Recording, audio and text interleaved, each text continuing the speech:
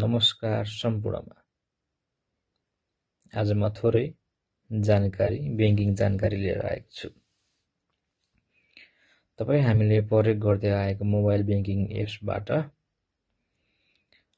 अरू ब्याङ्कमा रु 500 सम्मको अरू ब्याङ्कमा रकम ट्रान्सफर गर्दाखेरि चार्ज लाग्दैन। यसको लागि के गर्नुपर्छ भन्दा मोबाइल ब्याङ्किङ लगइन गरिसकेपछि तपाईले फन्ड ट्रान्सफरमा जानुहुन्छ अथवा सेन्ड मनीमा जानुहुन्छ र त्यहाँ विभिन्न अप्सनहरु रहेका हुन्छन्। Using mobile number, using account number, fund transfer, phone pay र सँगसँगै एउटा कनेक्ट आइपीएस पनि हुन्छ अप्सन।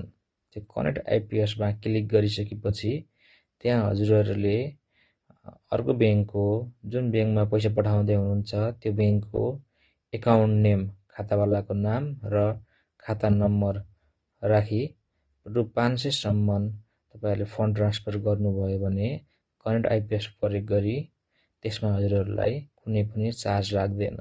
त्यसैले रु 500 सम्मको रकम पठाउँदै हुनुहुन्छ भने करेन्ट आइपीएस मोडुल युज गरी मोबाइल ब्याङ्किङ लगइन गरी करेन्ट आइपीएस मोडुल युज गरी त्यहाँबाट रकम पठाउनु भयो भने रु 500 सम्ममा कुनै पनि चार्ज लाग्दैन। धन्यवाद।